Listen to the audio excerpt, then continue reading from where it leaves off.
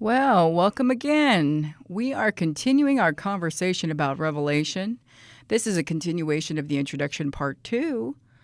So let's get started. We have a lot to cover. So today we're going to be covering how the church can be sure they are right this time about being in the last days before the millennial reign. I have heard other Christians say that no one can be sure of the end of the world when the prophecies of Revelation begin and the seals begin to break.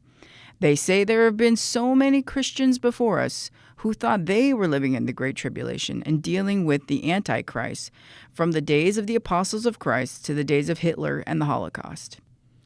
So let's look at the evidence. What are the signs that we really are in the last days? That we're not just like everybody else thinking that we're the one, but we're not. What's the evidence? Well, all of the fulfilled prophecies that are marking the advent of sorrows that are taking place right now. We have to look at the fact that our earth is dying. It's in critical condition. The nearing of the end of almost the 6,000-year age of earth and the coming 1,000-year earth Sabbath under Christ. We also have to look at the level of worldwide technology. We have technology that has never existed before. All right, so let's take a look at the fulfilled prophecies marking the seasons of the end. Now, this obviously is not going to be an exhaustive list. However, the fulfillment of these particular prophecies is incredibly important for the student of Revelation discerning the times. So, A, the return of the people of Israel to their ancient homeland and the reestablishment of sovereign statehood. The miraculous victory of Israel over insurmountable odds during their Independence War, Six-Day War, Yom Kippur War, and others. Preparation for the building of and the ritual sacrifices and maintenance for the Third Temple. Jerusalem is reestablished as the nation's capital in 1967 and reaffirmed by Trump in 2018. The Euphrates and Nile River are drying up. The Gospels seem to have reached almost every corner of the world. Worldwide movement toward government digital currencies and social credit scores. No more traditional selling or trading. So let's look at one of these prophecies here. Let's focus on the return of the people of Israel to their ancient homeland and the reestablishment of their sovereign statehood. To date, there is no other genetically, culturally, religiously unique, formerly sovereign nation that has been exiled from its land of origin and also scattered across the entire earth that has been able to gather and return with their national identity intact as the returning sovereign power of their original territory. Not only has the nation of Israel been able to do this, but they did it after the passage of almost 2,000 years. Really think about that. That's what we call a miracle. But it should not be a surprise to the Christian or anybody who studies the Bible. This prophecy was ordained by God even before Israel's initial exile from Zion, as revealed by the prophets. Hundreds of years before exile, the Lord proclaimed both the exile and the return of Israel from and to Zion. Let's read this from Deuteronomy. See, I set before you today life and good, death and evil, for I command you today to love the Lord your God, to walk in obedience to him, and to keep his commands, decrees, and laws. Then you will have life and increase, and the Lord your God will bless you in the land you are entering to possess. But if your heart turns away, and you are not obedient, and if you are drawn away to bow down to other gods and worship them, I declare to you this day that you will certainly be destroyed. You will not live long in the land you are crossing the Jordan to enter and possess. So even before Israel entered their land, the writing was on the wall. If you do not obey God, then you will not keep the land that you're going to possess for long. And the Lord said to Moses, Behold, you will rest with your fathers, and this people will rise and play the harlot with the gods of the foreigners of the land, where they go to be among them, and they will forsake me and break my covenant which I have made with them. Then my anger shall be aroused against them, and I will hide my face from them, and they shall be devoured, and many evils and troubles shall befall them, so that they will say in that day, Have not these evils come upon us because our God is not among us? When I have brought them to the land flowing with milk and honey, of which I swore to their fathers, and they have eaten and filled themselves and grown fat, then they will turn to other gods and serve them, and they will provoke me and break my covenant. So we see that Israel pretty much is already doomed to exile from the land of Israel. But however, God gives them a way to come home if they repent. Here again in Deuteronomy, even if you have been banished to the most distant land under the heavens, from there the Lord your God will gather you and bring you back. He will bring you to the land that belonged to your ancestors, and you will take possession of it. He will make you more prosperous and numerous than your ancestors. The Lord your God will circumcise your hearts and the hearts of your descendants, so that you can love him with all your heart and with all your soul and live. Note here, there's kind of a messianic prophecy here, because where else in the Bible do you talk about is it talked about the circumcision of the heart? That comes after Christ. Only the love and faith in Christ and the obedience to him gives you that circumcision of heart. So this is almost a messianic prophecy as well, saying that when they come back, one day they will have Christ and be circumcised in their hearts. Very interesting. Let's move on. All right, so let's talk about one of the biggest signs of the end times, which is Israel's return to its homeland. We're going to focus here on its Declaration of Independence in 1948 and the significance of that. In 1948, little Israel fought 5 large Arab nations who had the aid of the British to gain and declare its independence.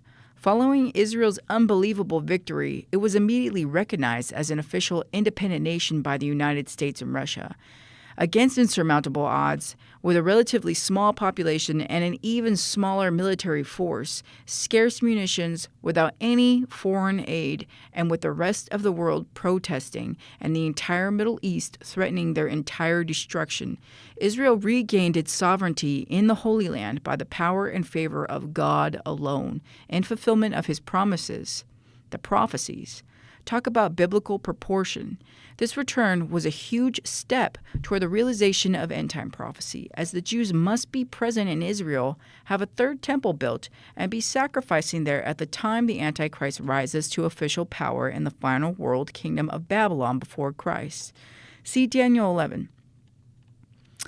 This prophecy of the eventual return to power for Israel took several millennia to come to pass, and we in our generation, we've actually lived to see it. This is incredible.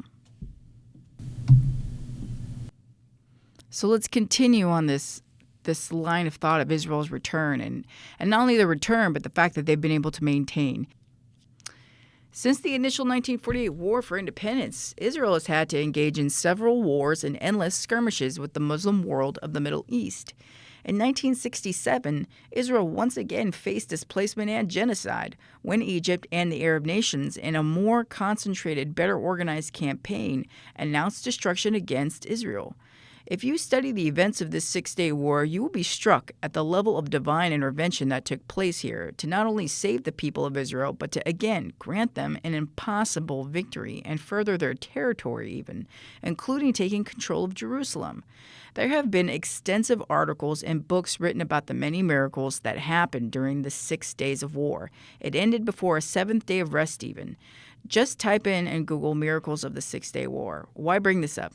It is important to see the biblical level supernatural favor at work here that upholds the validity of God's promise to restore the land of Israel to his people in the latter days.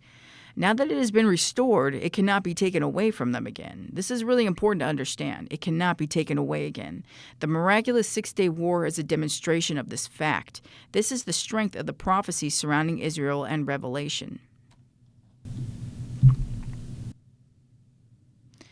All right, so I want to transition just a little bit here. It's easy for me to say these things to you, but I mean, you really kind of have to see some of these things yourself to really believe and understand what it is I'm saying. So in order to get a true sense of the incredible biblically prophetical force behind the return of Israel and its continual survival as a nation in the face of insurmountable genocidal opposition, it is important that you pay strict attention to the supernatural, miraculous elements surrounding Israel's continuous military victories in the midst of constant brushes with total destruction. Not only did the Hebrew people achieve the impossible by returning to its ancient homeland as the once again sovereign power, but they have also been able to maintain this position throughout the subsequent decades. If one cannot understand the biblical proportion of the series of miracles that was necessary in order to solidify this status, one cannot begin to recognize the truths and signs of the book of Revelation. Miracles will always surround the fulfillment of God's prophecies. So, look at these miracles around the state of Israel and read between the lines. God has kept his word to Israel after thousands of years of waiting. Israel is home again, and now that Jacob has returned to his land, no one can remove him from it, or can violate or cancel out this fulfilled promise of God now. Nations may rise up to kill off the people of Israel and steal the land, but they shall not succeed, for the power of a great prophecy is at work here. Israel has returned and cannot be dislodged, and cursed is anyone who even dares to try. Watch this montage of recorded miracles and understand that what I'm saying is true. Watch and comprehend that Israel's return home is a defining end-time prophecy, and it is purely miraculous.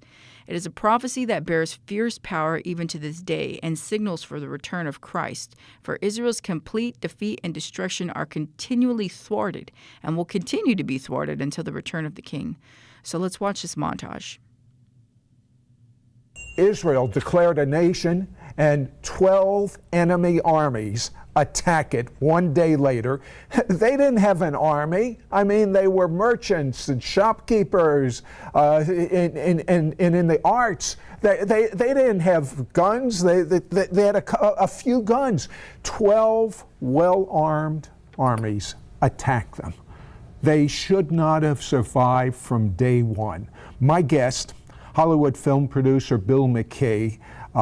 Bill, I am told that West Point refuses to study the battles of modern-day Israel. Why? The probabilities cannot be calculated. The experts at most of the military institutions, including West Point, have literally written off the battles of 1948, 56, 67, and 1973. They said we can't run the calculus on why.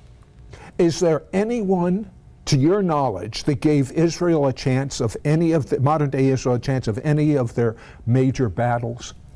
As I went back to study all the major wars and the formation of the modern state of Israel, there wasn't one military expert in the world or major military power from the Pentagon to the Kremlin that would have put money on Israel's survival. In fact, they were unanimous in their predictions that Israel was going to fall in each case. So as I began to investigate the surrounding elements, several things jumped out at me. Number one, going back to the Old Testament, I found that in many cases, Sid, they were fighting on the same battlefields that Joshua and David and other greats fought on.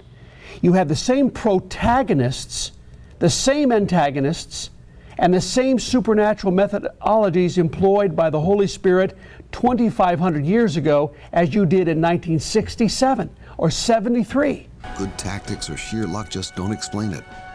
Maybe a miracle is the only logical explanation.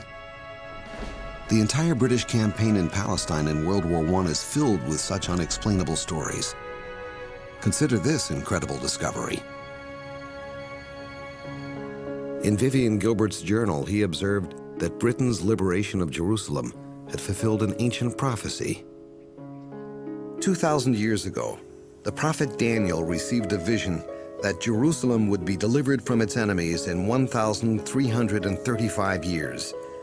The prophet Haggai later added that the day of blessing would come on the 24th day of the 9th month of the Hebrew calendar.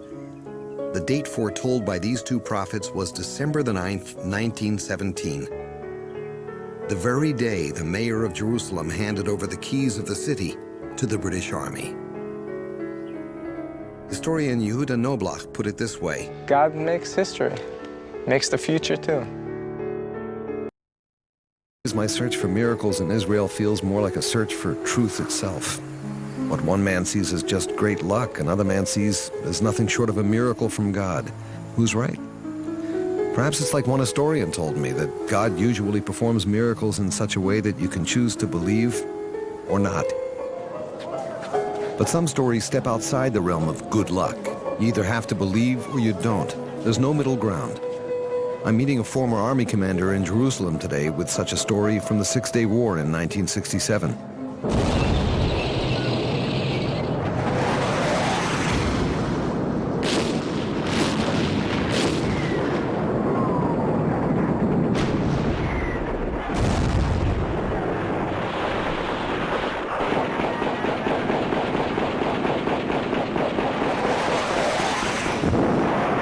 The Six-Day War, fought and won in just 6 days, has been called by some a true miracle. At the same time, others insist it was a consummate demonstration of planning, preparation, and battlefield courage.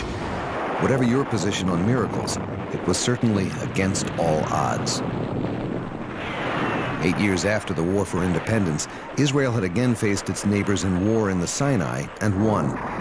10 years had passed since the 1956 war, when storm clouds again began rolling across the desert.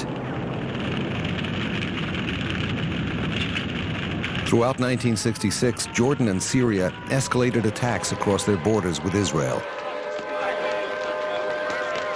Then on May 15, 1967, Egyptian forces moved into the Sinai. 3 days later, Egypt expelled UN peacekeeping forces from Israel's borders. 4 days after that, the Straits of Tiran were blocked from Israeli shipping.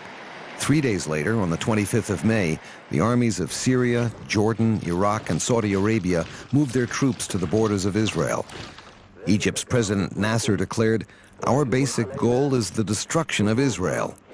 To carry out that threat, the combined arsenals of the 6 attacking armies amounted to more than 500,000 trained soldiers, over 3,000 tanks, and nearly 1,000 jet planes armed for attacking the Jewish state. With no attempt made to either hide their presence or their intentions, in the opinion of many, Israel seemed doomed even before the first shot was fired. But secretly, Prime Minister Levi Eshkol and his government agreed that only a preemptive strike could prevent a wholesale annihilation of the Jewish state. On June 5, 1967, the Israeli Air Force launched a bombardment of Egyptian airfields.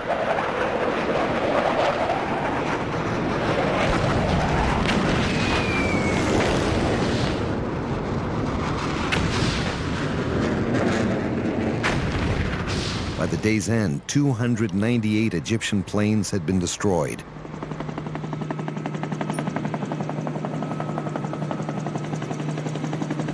Prime Minister Eshkol appealed to King Hussein to keep Jordan out of the war. He responded with an artillery barrage against Jerusalem and Tel Aviv.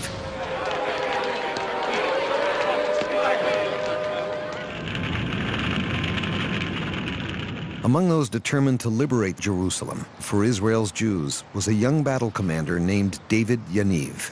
David, what were you doing here back in 1967?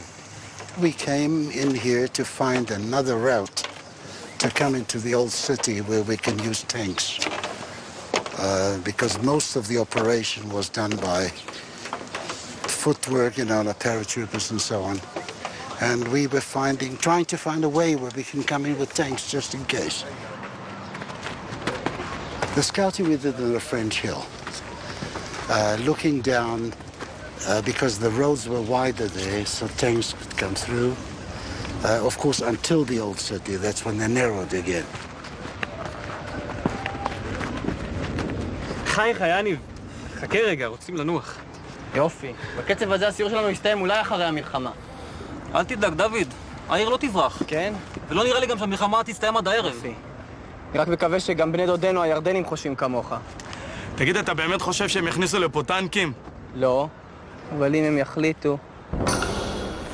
חבר'ה, לתפוס מחסה! הירדנים באים! מהר!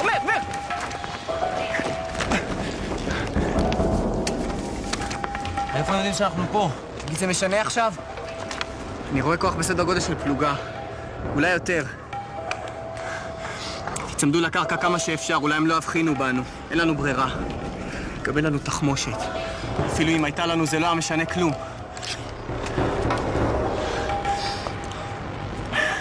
לא יהיה להם שום בעיה להשתלט עלינו ולקחת את כל הצילומים והרשימות. ליאור. כן. יש עליך רימון בחגור? כן. אם הם יתקרבו, תשתמש בו ותוודא השמדת המצלמה וכל החומר שאספנו. קיבלתי. יצחק, קיבלת? קיבלתי. لقد رصدناهم آخر مرة على التلة. يراقب ذلك المكان. سيدي إني أراه.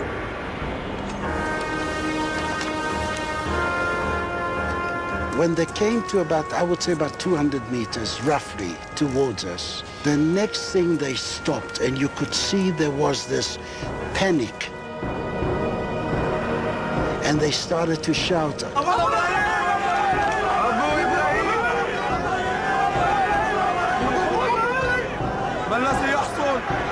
Abu Ibrahim, which in Arabic means Father Abraham.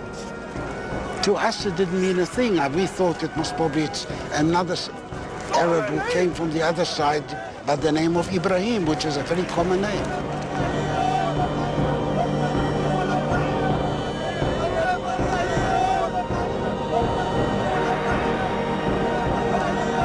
ברוכים, ראיתם את זה?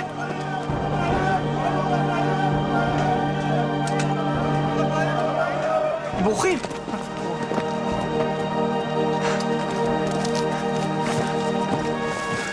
ראיתם את זה?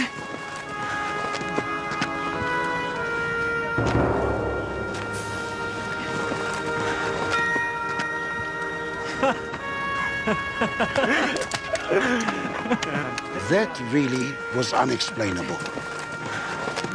But there was one Jordanian that was caught from that group. سأقول لكم الحقيقة، لقد رأيت إبراهيم ومن ورائه الملائكة حاملين سيوف كبيرة. Firstly, we found ourselves outnumbered. Now they found themselves outnumbered themselves. And they just ran away. When the interrogators heard the story and when you heard it afterwards, weren't you a bit surprised? It sounds kind of unusual. I was a complete atheist. So I didn't look at it from a religious point of view or anything. I didn't even look at it as a miracle. I just looked at it, I said, I was happy I was alive. It was later on, the more I thought about it, the more I realized that that was divine intervention. How did other people react when you told them the story that you had actually witnessed a miracle, as it were? Well, you must remember, people who are not religious, and the Israeli society as a whole is a secular society. It's only a small percentage who are religious. And when you tell them the story, they said, yeah, you can tell this to the Marines.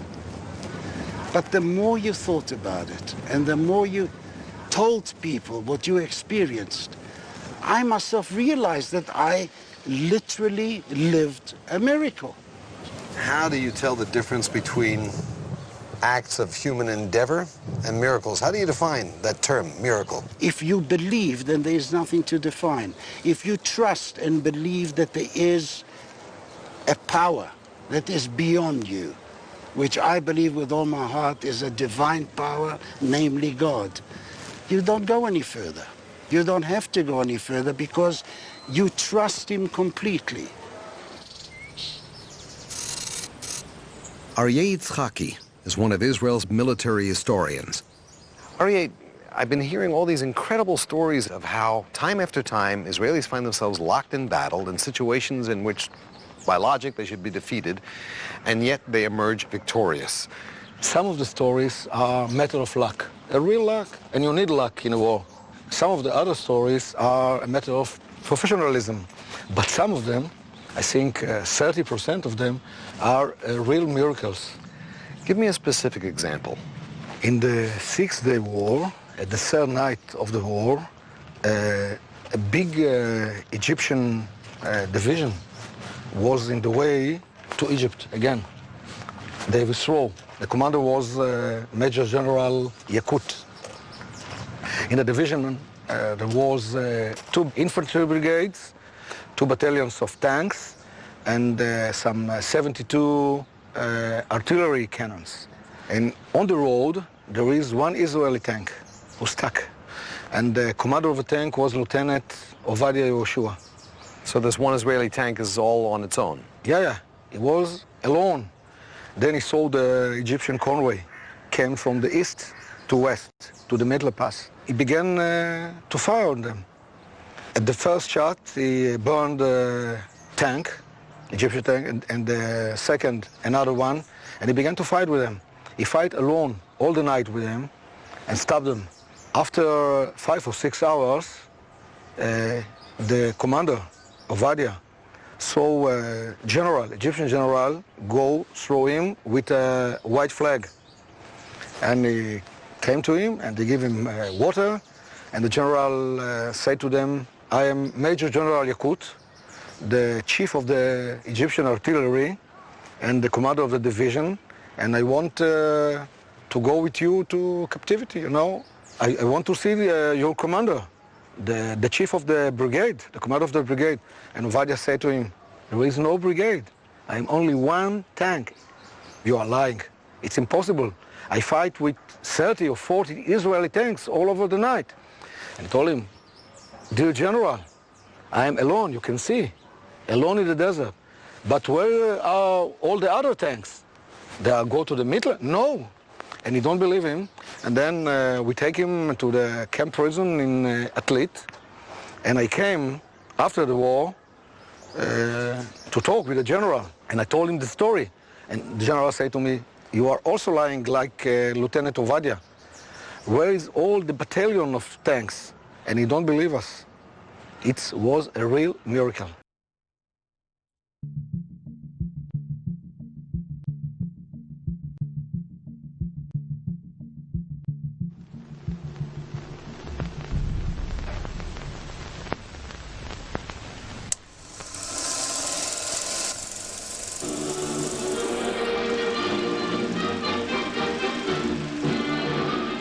News brings you the latest incident to upset the chancelleries of the Muslim nations in the Middle East would not accept Israel's existence since its founding in 1948. They began amassing huge amounts of sophisticated weaponry and lobbying for the implementation of boycotts, divestment, and sanctions against the Jewish state.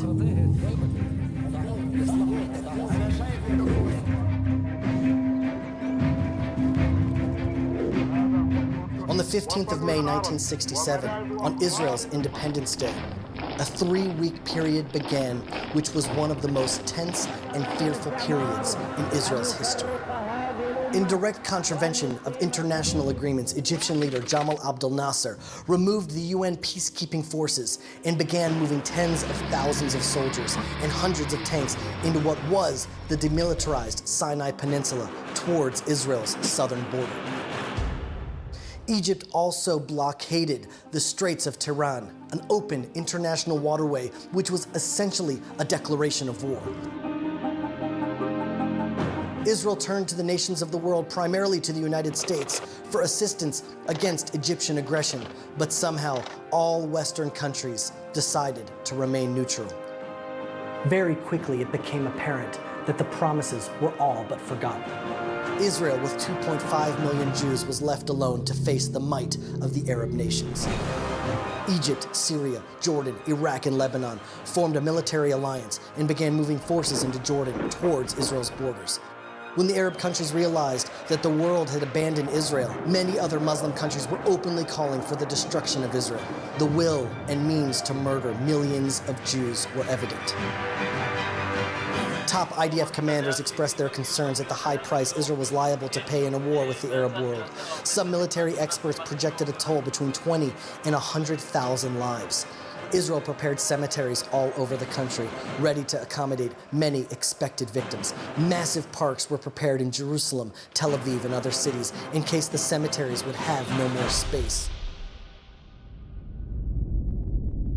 World governments, instead of defending Israel's right to exist, warned Israel continuously not to attack. However, the people of Israel had no choice but to go to war, to defend their country and their very existence.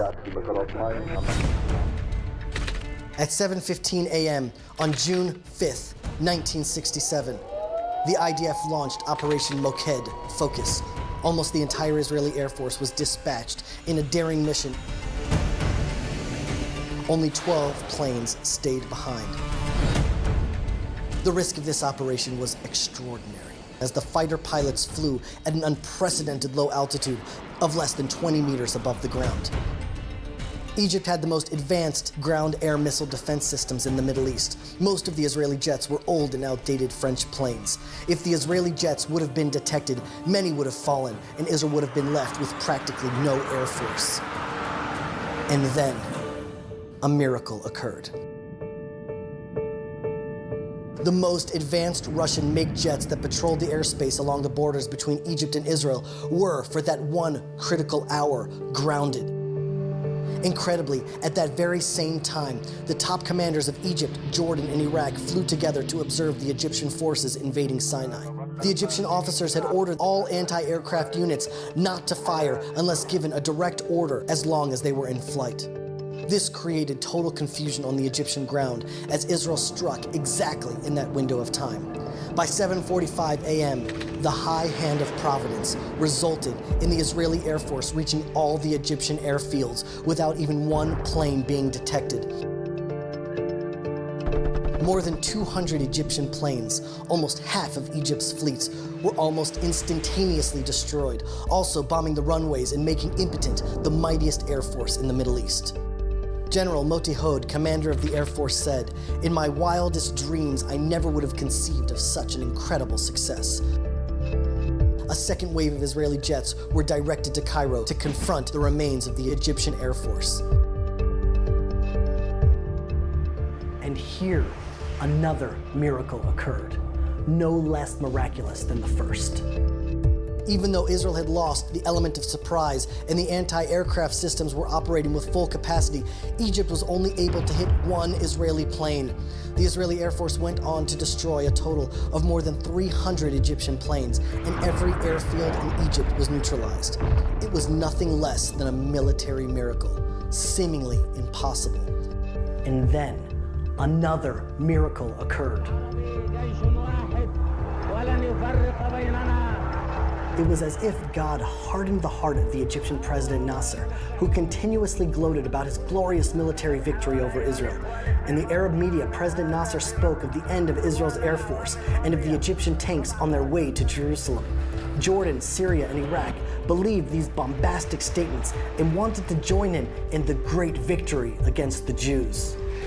All the Arab air power struck simultaneously on multiple fronts.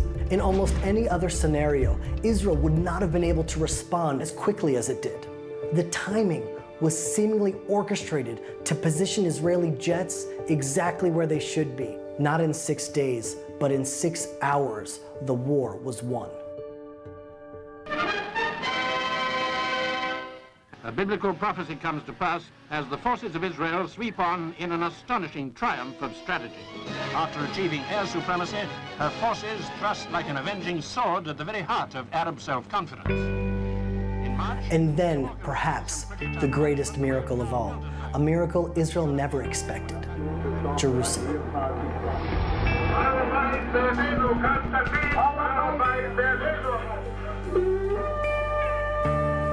Again, it seemed as though it was a divine appointment in time. Jerusalem was to be restored to the Jewish people after 2,000 years.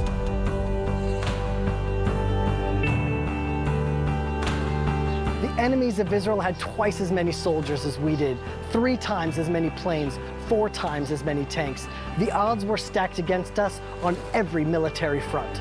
In 1973, when the Jews were in religious holiday, repenting for their sins as a nation, the Syrians decided You're talking about the Yom Kippur War. Yes.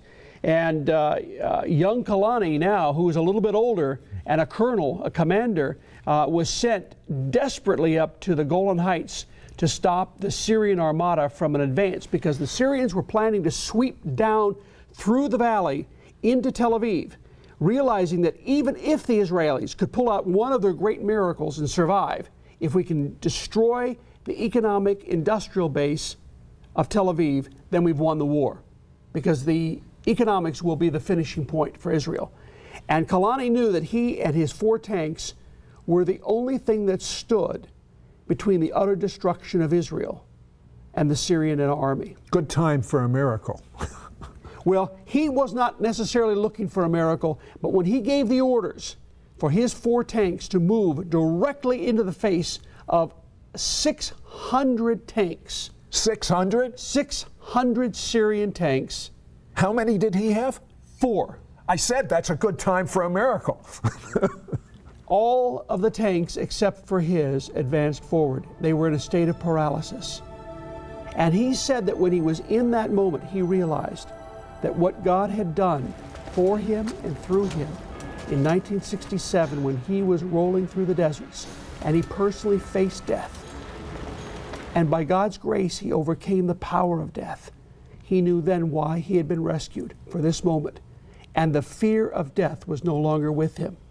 And he gave the orders and went straight into the battle. How it happened, no one knows. But for 72 hours, this man held off over 600 Syrian tanks. Now, this is important, Sid, because it's not just a great story of a David taking on a Goliath single-handedly, but God was working somewhere else around the world that allowed that moment to take place. The battle for the Golan will ultimately come down to this final confrontation at a hilltop called Little Hermon, and the valley below it that will be known forever after as the Vale of Tears. If the Syrians make it past this point, nothing will stop them from storming across the Galilee, destroying Tiberias, Haifa, and ultimately Tel Aviv. Kahalani's remaining tanks have all taken Syrian hits. Many have lost commanders or whole crews. Command discipline is low. Morale is failing. Defeat is in the air. Kahalani gives an order to his tank commanders to move forward. No one moves. He tries cajoling them, even starting forward himself. No other tank follows. Kahalani had faced death in 1967 and survived, just as David had once faced down a bear and a lion that attacked his sheep. Both young men refused to bow to fear. David stepped up to face Goliath. Kahalani ordered his tank to move forward. David had declared, "I come not with sword and shield, but in the name of the God of Israel." He carried only 5 stones into battle with his giant. Kahalani moves forward with only 7 tanks to face the massive Syrian armada. Kahalani's crippled tanks storm the hill before them, looking down at the once green valley, now blackened with the smoldering remains of hundreds of burning Syrian and Israeli tanks from 3 days of fierce fighting. Moving among them, hundreds of Syrian tanks continue their relentless advance. Kahalani orders his tanks to begin a barrage of gunfire on the advancing armada below, not expecting to stop them, but at least hoping to slow their advance long enough for reinforcements to arrive. Reinforcements don't come, but suddenly, to his amazement and without explanation, the Syrians seem struck with fear. The enemy armada begins retreating. Syrian soldiers begin running from the battlefield in all directions. While Kahalani and his fellow soldiers are holding back the Syrian advance, they have no idea that they're part of another chain of events unfolding thousands of miles away from the battlefield. I mean, how does one Israeli tank hold off hundreds of enemy tanks for, 72 hours? Yes. There is no explanation short of God, is there? There is none. And yet, the facts are stubborn things, because not only did he accomplish the impossible, but while this David, if you will, this young David, fighting off the Goliaths of the Syrian army, he had no knowledge other than he was believing that this was the protection that Israel needed in terms of her utter destruction. But while that was going on, Golda Meir, the prime minister... Isn't it amazing? There's a plot beneath the plot. That's right. That God is working on. It's so wonderful. Listen. Well, he's a great storyteller.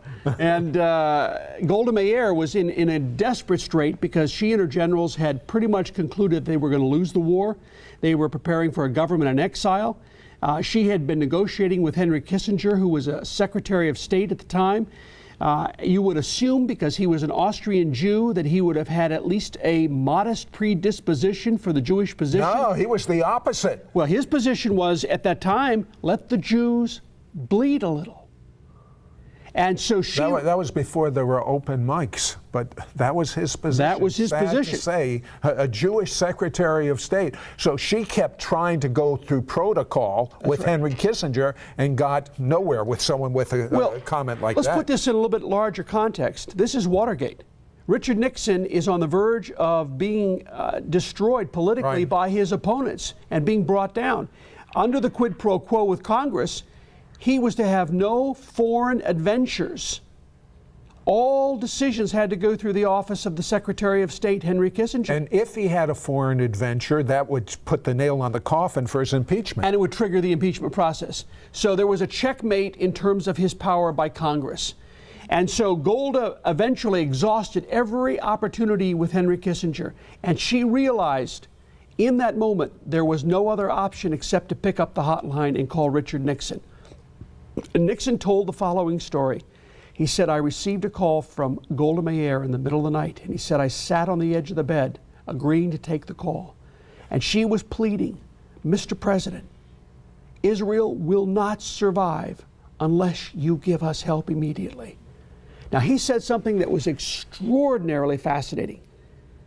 He said, when I was a little boy growing up in Whittier, California, my mother used to require every day after I came home from school the reading of the Old Testament heroes of faith.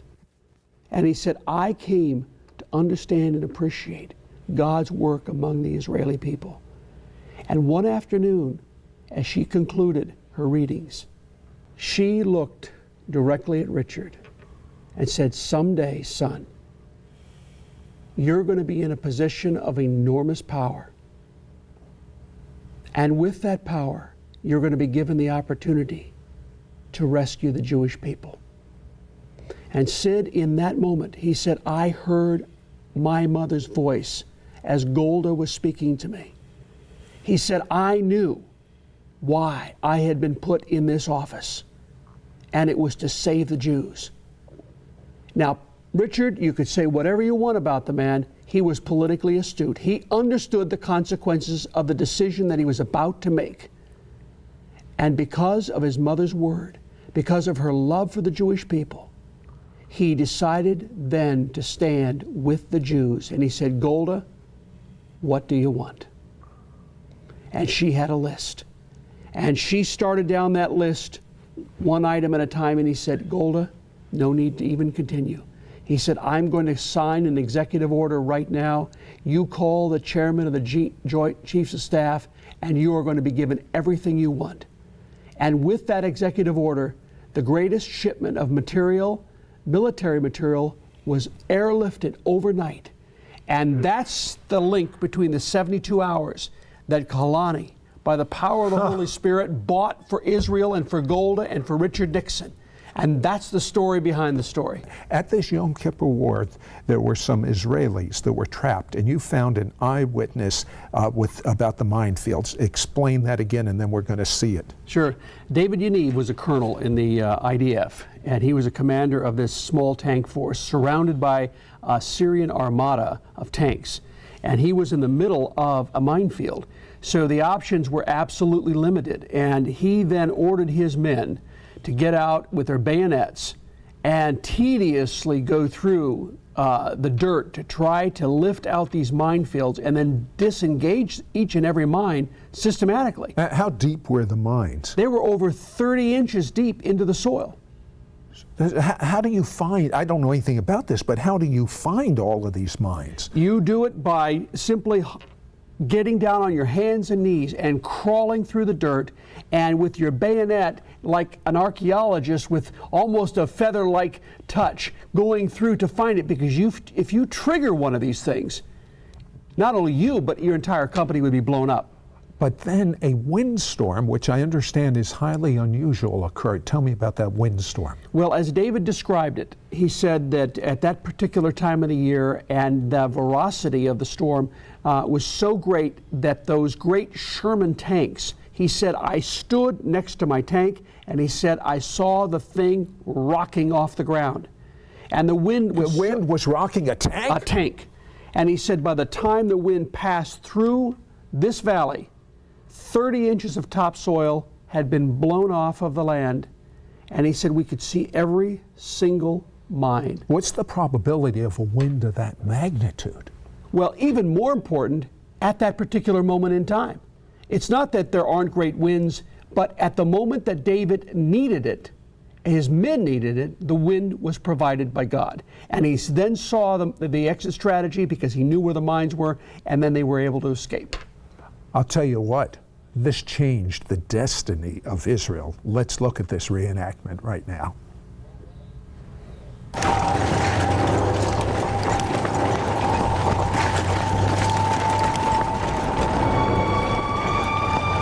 עצרו!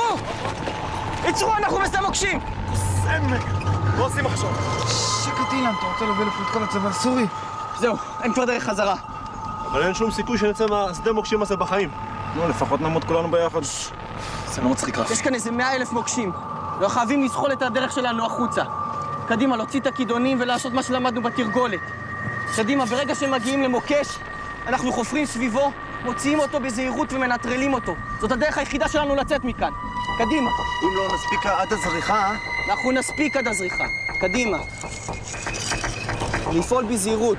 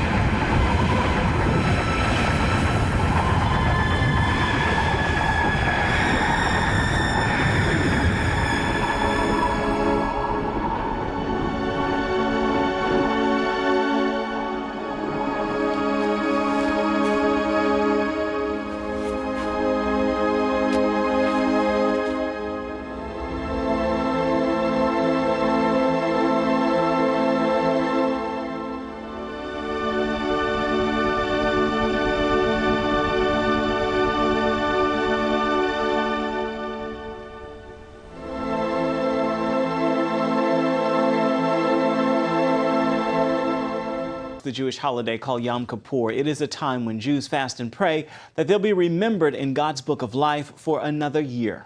For one Israeli general, it's also a day to remember God's protection on the battlefield. It happened during the 1973 Yom Kippur War. Chris Mitchell has the story. Like most Israelis just before the 1973 Yom Kippur War, Effie Yitam didn't expect a surprise Arab attack on the holiest day of the Jewish year. Yitam was leading a routine reconnaissance patrol on the Golan Heights. Moments later, he would be facing the might of the Syrian army. I saw hundreds of Syrian tanks just moving forward, and they were painted in a camouflage of green and yellow. And I remember I thought myself, it's a kind of prehistoric lizards, you know, who just came out of a cave because they came out of nowhere. I didn't see them before. For days, the surprise attack dealt a serious, nearly fatal blow to Israel. The men on the front lines bore the brunt of the battle. The first 3 days were hell. You know, we didn't have any anti-tank weapons, and we had to shoot them with American World War made bazookas. You know, it's a very primitive anti-tank rocket launcher, and we had to shoot them from distances of 50, 60 meters, and people just got killed. Some of them were smashed by the tanks, you know, from such a short distance. The Israelis paid a high price in lives lost during the first few days of the war, but they held on and contained one of the most fearsome attacks ever made against the nation. When Israel counterattacked, Yitam received orders for a daring mission: go miles behind enemy lines and take the Syrian division headquarters. Like many commando raids, this assault meant close quarters, face-to-face, and sometimes hand-to-hand combat. Yitam was a highly trained soldier, but he wasn't prepared for what faced him when he went around a corner in the Syrian bunkers. We came there and we started to clean, other words, to kill the commanders, the generals which were there and their guard. I was throwing hand grenades, shooting, you know, in the broad concrete corridors, and then when I turned behind one of the corners of the corridors, which was full of smoke and dust, I saw a silhouette, a kind of something coming out of the dust and the smoke towards me. I was very sure it's a Syrian soldier, and I took my rifle and I was aiming the rifle. I was ready to pull the trigger, and then I saw a bird coming out of the smoke. She just flew behind my head, and she stood on my right shoulder. At first, Itam thought the bird was actually a bat living in the cool, dark corridors of the bunker. So in the midst of an intense firefight, Itam found himself trying to shoo away a bird. So I just whipped her out, and she turned again and stood on my left shoulder. I didn't have time to have all kind of argument with the bird. What are you doing here? Who are you? It was in the middle of a shooting battle. So I completed the assault and the hand grenades and everything. And when I went out of the corridor of the bunker, I saw a dove, a pigeon, standing on my left shoulder.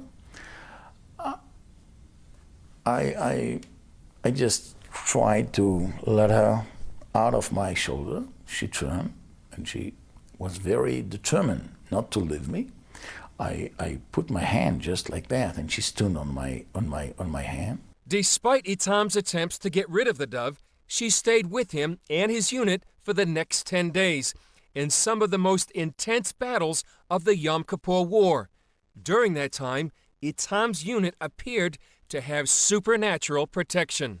Since we had that angel protecting us, none of my company soldiers was killed or wounded, and we were involved in very intensive battles. It's not that we stood in the rear or we sat there. We were involved in the middle of the most bitter battles, but she was there.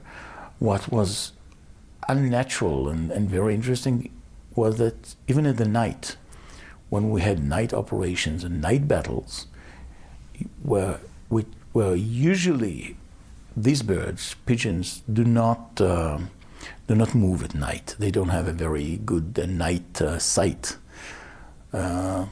She was with us, patrolling a little bit forward, looking what's going on around, sitting here. Finally, after nearly 2 weeks of frontline conflict, Itam and his unit were sent to the rear for a rest. And when I put my feet down the vehicle which brought us from the front to the territory of the State of Israel, she flew away and disappeared. You could have a little bit of questions whether it's happened or not, but it didn't happen to me in the middle of a desert or me being alone in the middle of a jungle. It was in front of the eyes of thousands of soldiers. Since that experience, through many special commando operations, the sense of the miraculous and God's protection has never left Itam. The same protection promised in the 23rd Psalm. I trained myself to see miracles around me, around the operations which I conducted. It's, as we know, Gam ke'elech begei tzal mavet lo ira ra. Even when I am in valley of death and evil, I'm not afraid because God is with me. Chris Mitchell, CBN News, Jerusalem. All right, so let's move on from that amazing montage. Let's talk about the building of the third temple and the reinstatement of the ritual sacrifices that are coming very soon. Why is Israel's fast preparation for this and its very near realization important? Why is this evidence of end times? According to Daniel 9 and 11, the excerpts of which I have included here, an official temple will be in full operation at the time the Antichrist comes to power. From the scriptures, it is revealed that the Antichrist makes a false covenant with the Jews and others, betrays them, and forces the daily sacrifices performed at this third temple to cease. This son of perdition then declares himself God supreme. So we see that a third temple is essential before the arrival of Antichrist. Here are the verses, if you would like to see them for some personal study. All right, so Israel is now ready. It is ready at a moment's notice to both build the third temple and reestablish the sacrifices, rituals, and priestly functions and priesthood associated with the ancient first temple. Let's see some of the things that they are currently up to and which they have already accomplished. So first, we have the nation's capital, which has officially been moved to Jerusalem. Once again, after millennia, Jerusalem will eventually become the official location of Israel's center of worship and reestablished temple. The temple stones and materials themselves, they've already been accumulated and created. They already have stones. We'll take a look at those news clips later. Israel knows exactly where the original Ark of the Covenant is, and to Ron Wyatt. For those of you who aren't familiar with Ron Wyatt, he was an incredible Christian archaeologist, and the Lord told him where to dig to find the Ark of the Covenant. And it was actually under Golgotha. It was in the rock caves underneath Golgotha where Jesus was crucified. There's a lot pertaining to this particular topic, so I'm going to leave it there for now. We're going to revisit this, but if you don't know about Ron Wyatt, you should find out. And there's a lot of naysayers, but he has an incredible testimony. Let's move on.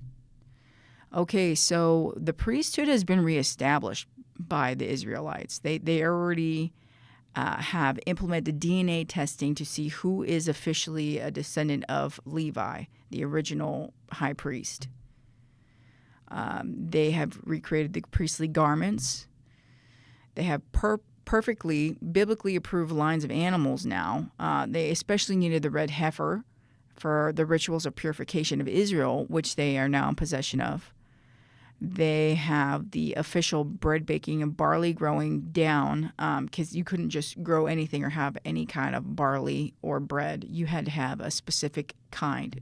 And they have the right strains. They've rediscovered strains so that they could do this. They've been working hard. They have recreated all the musical instruments, the harps. They have the temple vessels, the lamps, the altars, and the tables, which, by the way, they keep in the priest training college in the building. They keep it there for the priests to practice on. And when the temple is built, they can just move everything that's over there at the college and put it right into the temple. They are ready to go. They've even started coining. They've even started minting the coins for the temple. And the president has created a plan for a high-speed train to take Israelites straight to the third temple for worship, festivals, ritual, and sacrifice. So, I mean, we're talking about a tram or like a BART train, a huge one. So if you got a goat or some pigeons or a lamb or something and you need to go to the temple and do a sacrifice, or they're having one of the high holy days, you could just hop onto BART, hop onto this tram train, and it'll take you from your little city with your little goat and take you right to the third temple. It's incredible. So let's take a look at a couple of these articles here.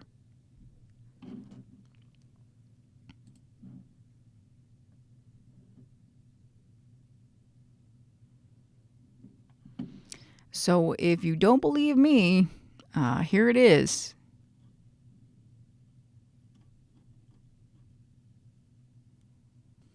So, according to Chaim Rittman, the director of the Temple Institute in Jerusalem, whose headquarters is a short distance away from the Western Wall in the Old City, a temple in waiting has essentially already been created.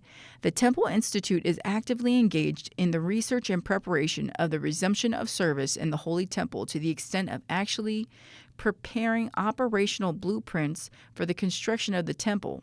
according to the most modern standards. Indeed, the Institute has already created over 60 sacred temple vessels that will be needed for worship in the coming rebuilt temple. The high priest breastplate containing the 12 precious stones of the tribes of Israel and the musical instruments of the Levitical choir are also ready. In addition, the Institute prepared the priestly garments. These garments will adorn a new generation of Levitical priests called Kohanim, who are already in training. Kohen literally means priest. It is a status given only to Aaron, who was a Levite, and his descendants.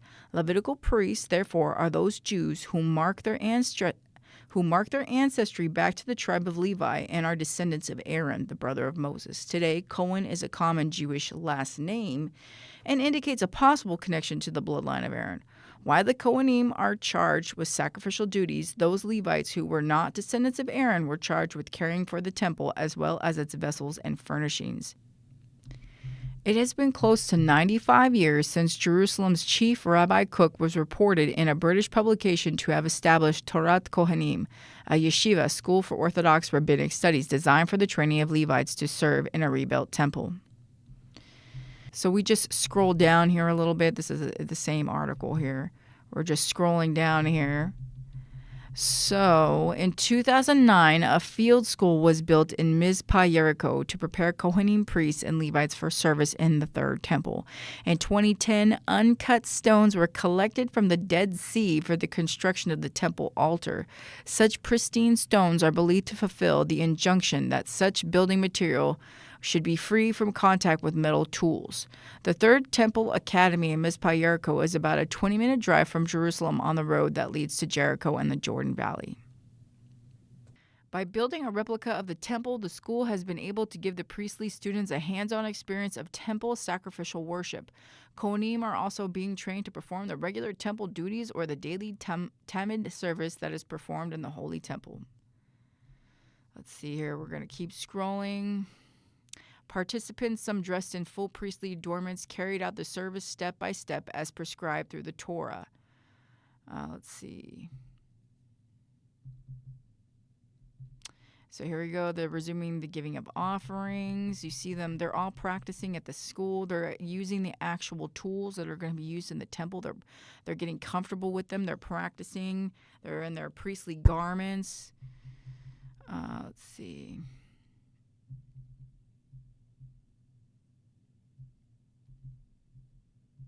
They're preparing for the purification of the Third Temple. They have the red heifer.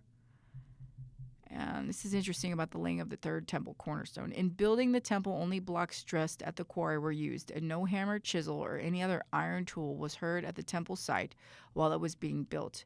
A group called the Temple Mount Faithful, led by Gershon Solomon, has actually prepared the cornerstones for a new temple using diamond rather than steel cutting tools so as to conform with the Bible injunction that no metal tool be used in the construction of the temple, an edifice of peace.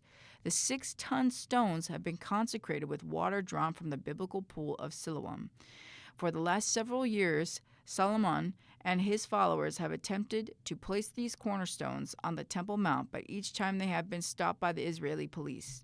Noting that the temple must be rebuilt on the Temple Mount, Solomon said, "Unfortunately, weakness of the Israeli leadership did not allow us to bring the cornerstones to the right place. The end-time temple should be built on the same location as the first and second temple." See, so even though the Israelites, and understand this, most of them are not even believing Jews. They have no faith in God, most of them. But the ones that do, that are really trying to get this temple done, okay, even they understand that this is the end-time temple. Even they understand that Messiah is coming. And Messiah is coming, but he isn't coming the first time. He's coming the second time. But see, they already understand that this temple is going to be the last end-time temple. Even they understand that. And they're ready to build it at a moment's notice. Okay. See, even here they agree that this is the end-time temple, that Daniel has predicted this. They're probably using the same. Oh, they say Daniel 9:27. Okay, so these are the same Daniel clips, I think, that I gave you in the previous slides. So they understand that the temple that Daniel's referring to in this end time with the fake peace treaty and all this other things, that this is the end time temple, and that this the one that they're going to be remaking here is that temple that Daniel's prophesying about, the end time temple. Let's see. Okay. Anyways, I was looking for... There's an article about how they have a special DNA test. They have a special DNA test that proves that certain people are actually descended from Aaron. They found a genetic marker, and they've tested a lot of people's blood in Israel and have found the ones that are legally qualified to be the top tier high priests and priests, the true Kohanim. So let's get back to our presentation here. Actually, one last little article before we can continue here. I want to show you here. This is amazing. World leaders announce railway that may bring pilgrims to the third temple. So here we go. We got Netanyahu, and he's proposing this tram train right here. So if you want to read about this article, a lot of this stuff you can find on Israel365news.com. A really great resource. I'm not going to get too into this. Let's keep going with our presentation. Okay, so the Ark of the Covenant, it has been found. I will do a separate video on Ron Wyatt because there's so much to be said. But yes, the Ark of the Covenant has been found. Now, there's so much around this. I'm going to leave it alone here for now. If you want to know more about that and the destiny of what's going to happen with that and why the Israelites are keeping it hush-hush, just pay attention. I'll have another video out if that piques your interest. But just know that the Israelites are well aware of where the Ark of the Covenant is. So let's keep going. Let's talk about the reestablishment of Jerusalem as Israel's national capital. In 1967, during the Six-Day War, Israel recaptured all of Jerusalem and reestablished it as their nation's historical capital. While this happened decades ago, this declaration was widely disputed by other nations at large, and many refused to recognize Jerusalem as Israel's actual capital. While America, the world's most powerful nation, supported Israel on the surface, the U.S. Embassy was not moved from Tel Aviv to Jerusalem until 2018 under the Trump administration. While previous presidents verbally recognized that Jerusalem was the capital and promised to make it official by moving the U.S. Embassy there, they fell through. Trump's victory in finally moving the U.S. Embassy to Jerusalem gave new legitimacy to Jerusalem as Israel's declared capital. This is crucial in recognizing the validity of the Israeli state and its holy birthright to their ancient homeland, especially precious Jerusalem. This was a victory for Israel that the rest of the world could not dismiss.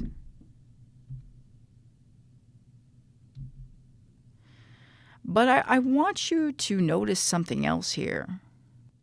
Did you know that Israel regards Trump as the modern-day King Cyrus? Some of you may have already heard this.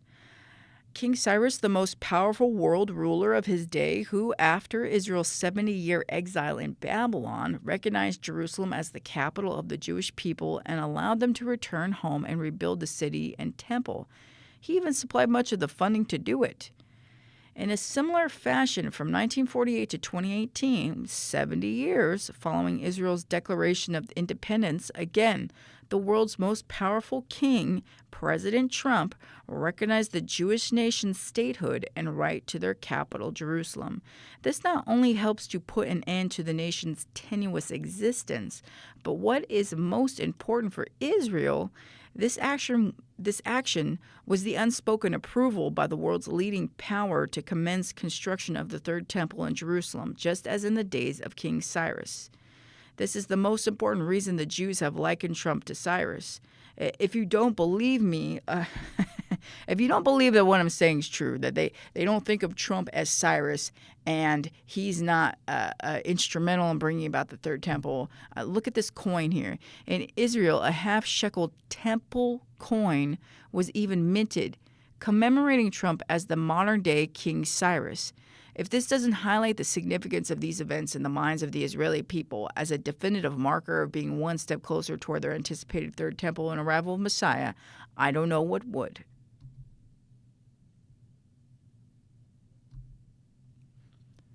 All right, let's talk about the end-time prophecy of the Euphrates and Nile rivers drying up.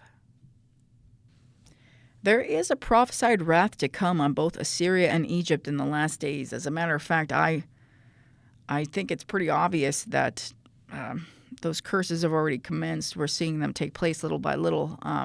Part of that wrath is going to come in the form of God drying up the life waters of both these nations, namely the Euphrates and Tigris rivers for Syria or Iraq and the Nile River of Egypt. These prophecies have already begun to come to pass.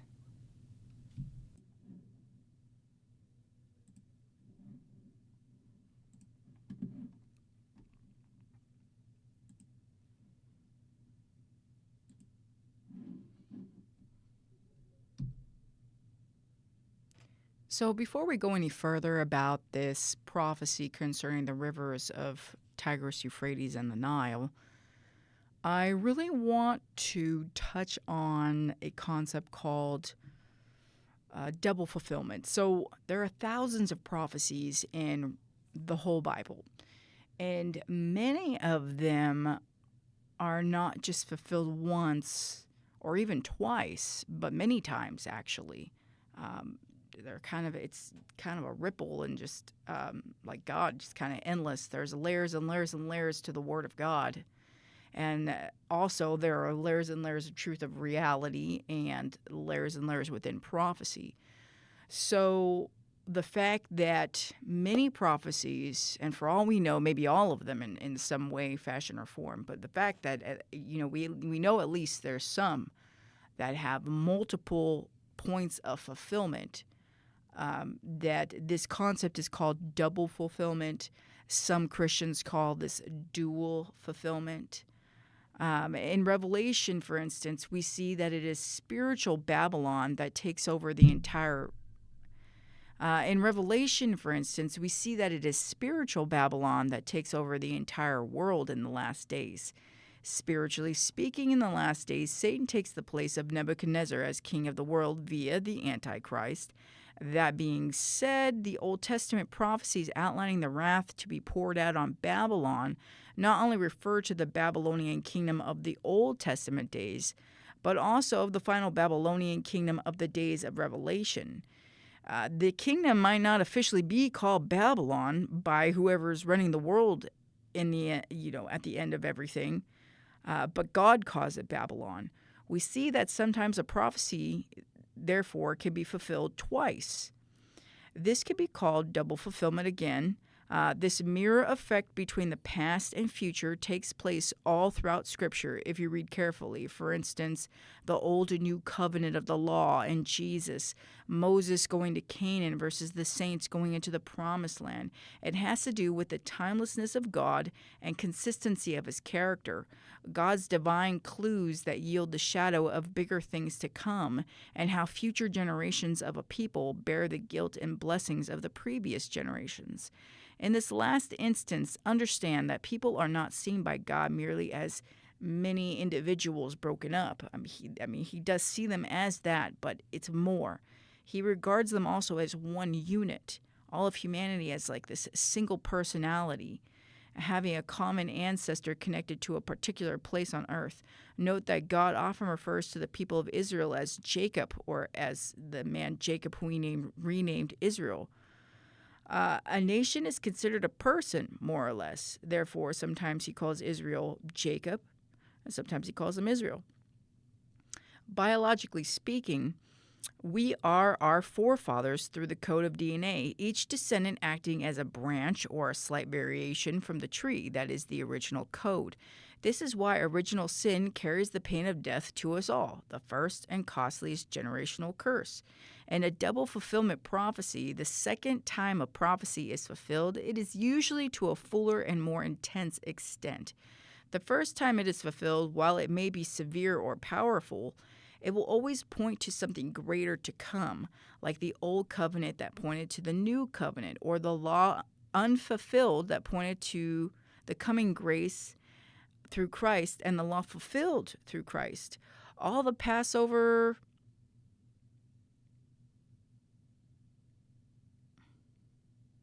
or the law unfulfilled that pointed to the coming grace of Christ, and the law fulfilled by Christ, or the Passover lamb that pointed to Jesus on the cross.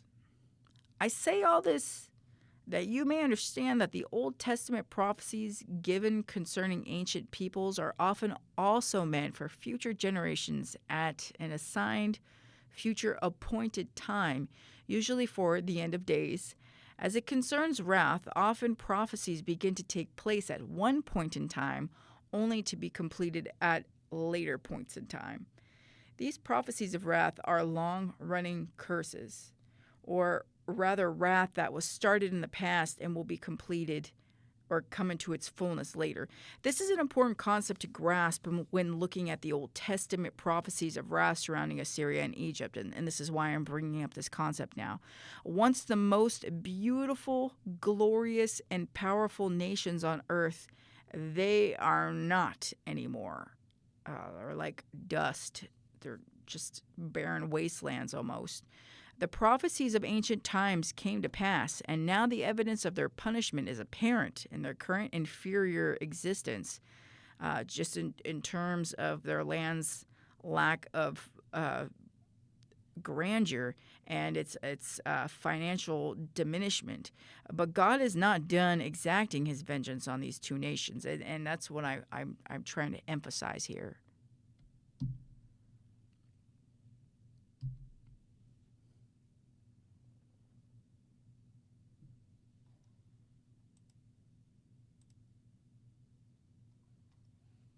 Okay, so let's get back to the Euphrates and Tigris.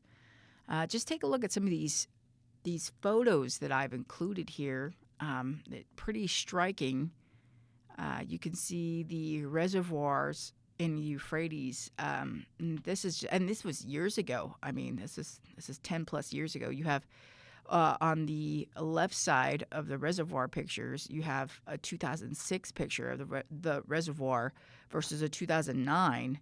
And we're in 2024. I mean, who knows what it looks like now? If it's even there anymore, it might just be a sliver of what it once was.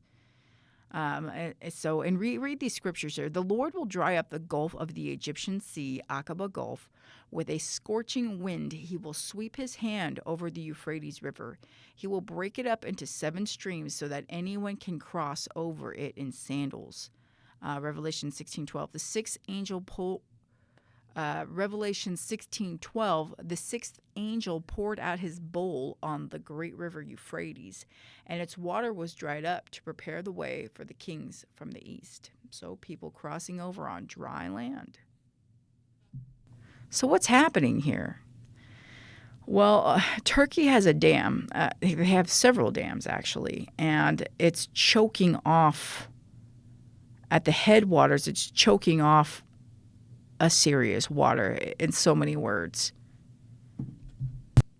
Turkey's southeastern Anatolia project is one of the largest and most controversial dam building programs globally. 22 dams are slated to be constructed along the Tigris and Euphrates rivers near Turkey's borders with Syria and Iraq.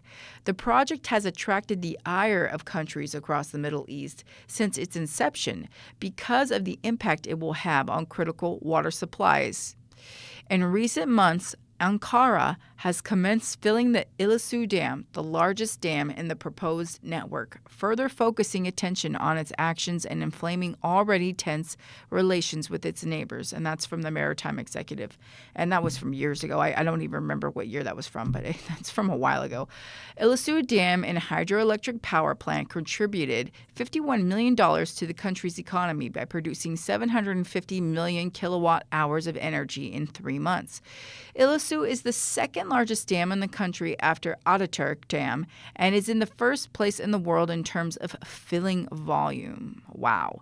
The dam will also contribute to a cleaner and more livable future for generating green energy. Ooh. By discharging the water collected in Ilısu to the soon-to-be-built Sizor Dam, Turkey has built 585 dams since 2002. Now, really think about that. 585 dams that have been choking the Tigris and Euphrates rivers. That's incredible. And you pair that with drought and you have disaster.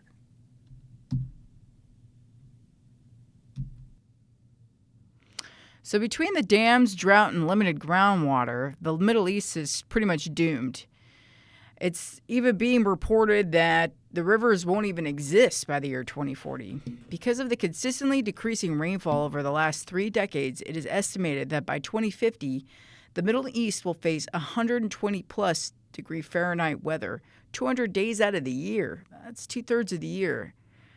120 degrees plus, I believe the body literally starts cooking at 120 or 121 degrees. Why is the drought so severe, though? Could it be weather war? Leaders in the Middle East seem to think so. The Iranian President Ahmadinejad, he says this: "The enemy destroys the clouds that are headed towards our country, and this is a war Iran will win." The vice president of Iran, Mousavi, says, "The world arrogance and colonist, term for the West used by Iranian authorities, are influencing Iran's climate conditions using technology. The drought is an acute issue and soft war is completely evident. This level of drought is not normal." Brigadier General Jalali: "The changing climate in Iran is suspect. Foreign interference is suspected to have played a role in climate change." Jalali was quoted as saying insisting results from an Iranian scientific study confirm the claim. He says Israel and another country in the region have joint teams which work to ensure clouds entering Iranian skies are unable to release rain, he said. On top of that, we are facing the issue of cloud and snow theft, Jalali added, citing a survey showing that above 2,200 meters, all mountainous areas between Afghanistan and the Mediterranean are covered in snow, except Iran. So this is kind of an unexpected turn here. Weather warfare? I mean, isn't that just conspiracy theory? Well, I mean, as far back as the 40s, they were talking about it. They admitted it to the public openly. They were actually more open with the public about things back in the 40s than they are today. I have a whole series of Science Digest magazines, and you wouldn't believe what some of the articles are about. Here we go. Science Digest, November 1943. Can we tame the weather?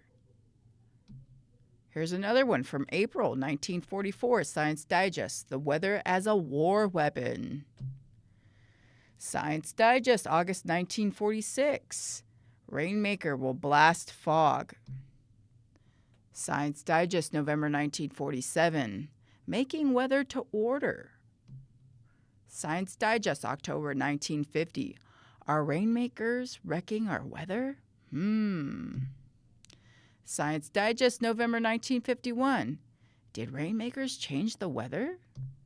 Science Digest, April 1952. Bad weather made better. Science Digest, September 1954. Tomorrow's tailor-made weather. Science Digest, July 1954. Okay, if you have any limited understanding of geoengineering, aka people want to slander it as chemtrails, a chemtrail conspiracy theory. No, it's called geoengineering. The government has many documents about this, which we will go over some of these later. But one of the main things that they use in order to alter the weather, the things that they spray, are different kinds of powdered metals.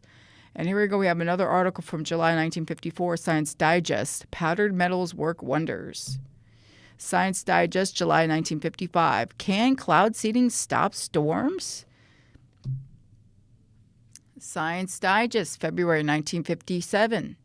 Money from man-made rain. Oh, can we do it? Oh, we are doing it. Is it bad to do it? Oh, man, we can make money from this. Things are just kind of getting a little bit more and more open here. Well, whether you want to believe that it is the dams, it is natural drought, it is not a curse from God, it's man-made, or whether it's God's striking down Assyria, whatever you want to say, the Fertile Crescent is not so fertile anymore.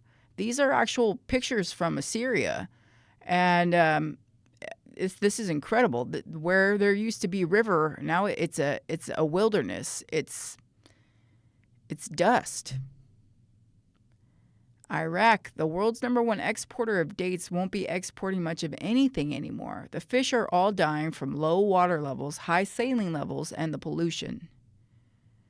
Thousands of people are fleeing the countryside and the nation to escape the heat and poverty. Remember, you're talking days over 120. They're predicting 200 out of 365 days. It's going to be over 120 degrees there. That's how much drought. That's the severity of drought there. But some people are even too poor to escape Assyria. This summer, temperatures ran into 125 degrees. No air conditioning. The livestock is dying in this. There's no water, there's no food. And the poor farmers, they can't even sell these cattle because nobody can take care of them. No one can afford to feed them or to find them water. No one will buy them. Most farmers have abandoned their lands and their cattle, and their lands have turned to desert, and all of their cattle are just out there left to die. Once considered the Venice of the Middle East, the canals of Basra are empty, filled with waste, and they go unrepaired. The buildings are full of squatters. People live in squalor and their own filth. Over 100,000 people were hospitalized this year for drinking contaminated water, drinking their own filth. Okay, you need to understand just how bad this is. I need to give you some kind of point of relative measurement here. To really understand the depth of this catastrophe in the Middle East, it is important to understand the previous verdure of this land, a land once likened to the Garden of Eden by God himself. The desert that is now Assyria, Syria, and Iraq is a testament that God has accursed that land and its people beyond measure and isn't finished punishing them yet either. Listen to this description of Assyria from Ezekiel. Indeed, Assyria was a cedar in Lebanon with fine branches that shaded the forest and of high stature, and its top was among the thick boughs. The waters made it grow, underground waters gave it height, with their rivers running around the place where it was planted and sent out rivulets to all the trees of the field.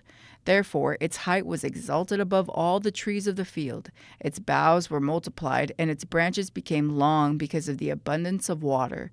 Thus it was beautiful in greatness, and the length of its branches because its roots reached to abundant waters. The cedars in the garden of God could not hide it. No tree in the garden was like it in beauty. I made it beautiful with a multitude of branches so that all the trees of Eden envied it that were in the garden of God. The trees of the garden of Eden envied the beauty of the trees of Assyria. That's how beautiful and verdant it was.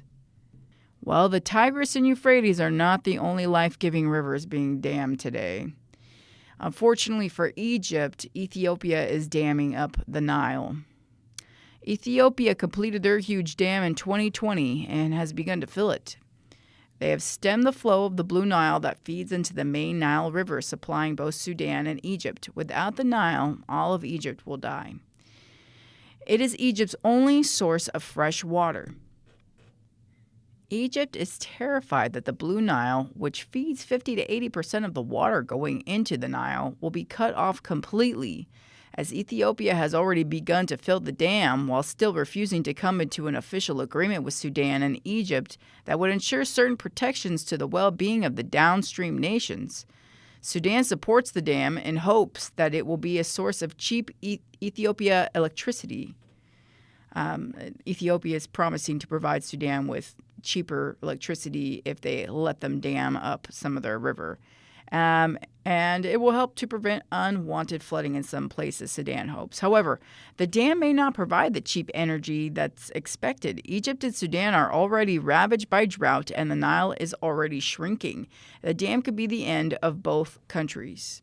Today, Egypt leads the Muslims in their enmity against Israel. The Lord is not pleased about this. In November 2021, God sent a plague on their city of Aswan. It rained in 2 days an amount of water equal to 15 years' worth of the region's normal annual rainfall. Not only that, but the massive flood of rain swept hundreds of deadly scorpions off the mountains and into the streets and homes of the people of Aswan. 500 plus people were stung and hospitalized, and 3 people died. And here you can read, here is a curse against Egypt and the Nile River. God curses the Nile, as evidenced in Isaiah 19, 1 through 10.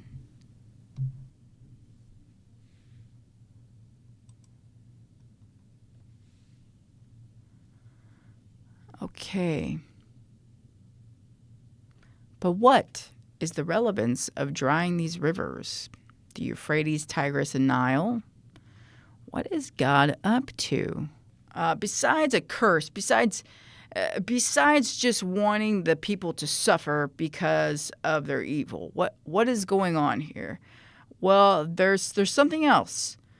There's a twofold reason here. According to God, the dried rivers will create an easy pathway, one, for the kings of the east to cross in order to prepare for the battle of Armageddon, and 2, to create a path for God's people or the rest of the scattered children of Israel to return to Jerusalem. So here we go. So the scattered remnant is prophesied to cross here, dry shot, in its journey to Jerusalem, where Jesus will be king and begin the millennial reign. And here, before Jesus assumes total power, Armageddon's going to be happening, but the kings of the east will have to come to help the Antichrist, and they have to pass dry shot over here.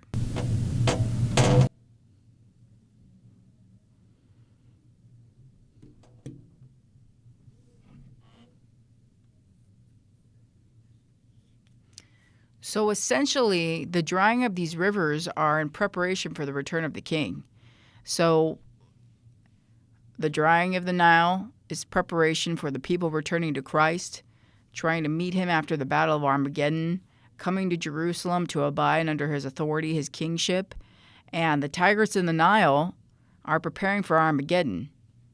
The drying of the Tigris and the Euphrates are in God's direct preparation for the coming last battle in the Valley of Megiddo, where Christ, the angels, and his saints will do battle with the manifested forces of hell in flesh. This includes, but is not limited to, the fallen human factor who will allow themselves to be the willing vessels of demons and Satan's Antichrist. Then the 6th angel poured out his bowl on the great river Euphrates, and its water was dried up, so that the way of the kings from the east might be prepared. And I saw 3 unclean spirits like frogs coming out of the mouth of the beast and out of the mouth of the false prophet. For they are the spirits of demons, performing signs which go out to the kings of the earth and of the whole world to gather them to the battle of the great day of God. Revelation 16:12-14. So at Christ's return and victory, the surviving Israelites will also finally have military victory over Babylon and plunder the world that before murdered and terrorized them. And then they shall enter Zion, Israel, and have peace under Christ. The tide is going to change for the Jew at the coming of Christ. There will be a remnant, a third of Israel, that God will uphold and save. And they will believe in Christ when they see him. They shall receive Christ at his coming and be gathered to Jerusalem for the millennial reign. God refuses to part with Jacob, but reserves a remnant for himself. So these people that are going to be crossing dry shot over the Nile, they're going to be Jews who finally have received Christ and are on their way to finally receive the Messiah. And also there'll be Christians. There'll be Christians who are going with them. It'll be Israel. It'll be the adopted Israel and the blood Israel, but together all going to the true Messiah. And here we go. We have proof of this, Isaiah 11 through 12, and 14 through 16. And it shall come to pass in that day, the second coming, victory, and reign of Christ, read the beginning of the chapter, that the Lord shall set his hand again the second time to recover the remnant of his people, who are left from Assyria and Egypt. He will set up a banner for the nations, and will assemble the outcasts of Israel, and gather together the dispersed of Judah from the four corners of the earth. But they shall fly down upon the shoulder of the Philistines toward the west. Together they shall plunder the people of the east. They shall lay their hand on Edom and Moab, and the people of Ammon shall obey them. The Lord will utterly destroy the tongue of the sea of Egypt. With his mighty wind he will shake his fist over the river, and strike it in the seven streams, and make men cross over dry shod. There will be a highway for the remnant of his people, who will be left from Assyria, as it was for Israel in the day that he came up from the land of Egypt. As we can see, these rivers have not completely dried up yet, and Christ has not yet arrived. So we know that this prophecy concerning the rivers is not fully fulfilled yet either, but it is being fulfilled in stages. What is interesting is that the current drying of the Euphrates may also play a part in the fulfillment of Revelation 9:14, where the four wicked angels chained at the Euphrates are freed and rally a deadly army that kills off a third of mankind. The drying river could be triggering another deadly prophecy. And how do we know that these are wicked fallen angels and not just dutiful ones carrying out their obligation? Because they're chained. It says in the Bible that they're chained. Obedient angels don't need to be chained. The four chained angels obviously are commanders of a fallen legion of angels. Then the sixth angel sounded his trumpet, and I heard a voice from the four corners of the golden altar, which is before God, saying to the sixth angel who had the trumpet, "Release the four angels who are bound at the great river Euphrates." So the four angels who had been prepared for the hour, day and month and year were released to kill a third of mankind.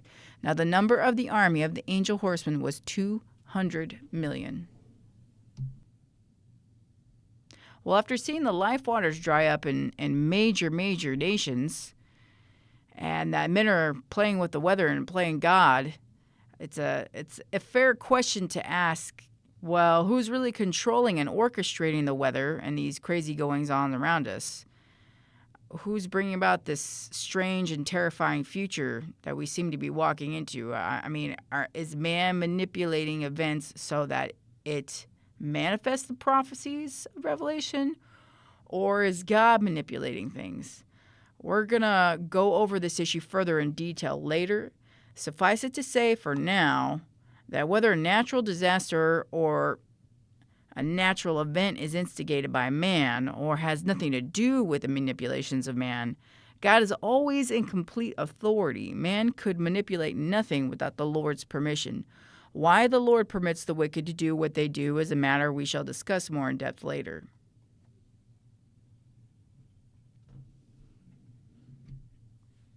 We're closing here, but one last thing to mention, very interesting to note.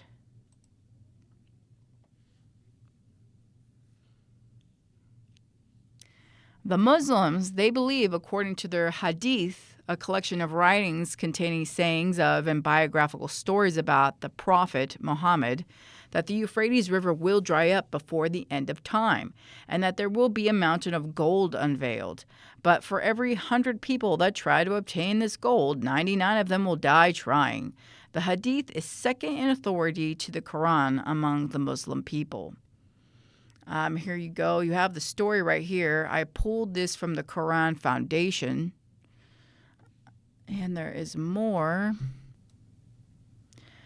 Now, some of the things that I'm talking about, I thought it was interesting. Tomi Arayomi, he's kind of a new, well, he's actually not new. He's not a new prophet. He's just becoming more of an internet sensation than he has before. But he was touching on some of the things that I'm talking about right now. And it was interesting. It was kind of a confirmation. I came across one of his videos, and he was saying some things that were very similar to the things that the Lord, the Holy Spirit, had revealed to me. He has his own things to add. I don't agree with 100% of the things that he's saying, but he has some very interesting things to say. I think my one point of departure from some of the things that he's saying is that he believes the mark of the beast is a Muslim revolutionary symbol. He believes that the Antichrist will be a Muslim. It's not even a matter of I don't believe. It's not true, because you have to understand that most of the Hebrew people are going to accept the Antichrist as the Messiah as well. And that's impossible if he's not Hebrew. They just won't do it. He must, one of the most obvious prophecies that the Messiah must fulfill is that he must be a son of David. That's not lost on Orthodox Jews. The Antichrist will have to be a Jewish man. So that does not hold. But what may hold is that both the Hebrews and the Muslims are waiting for their Messiah. And what's more likely is the Muslims' Messiah, who they call Al-Mahdi.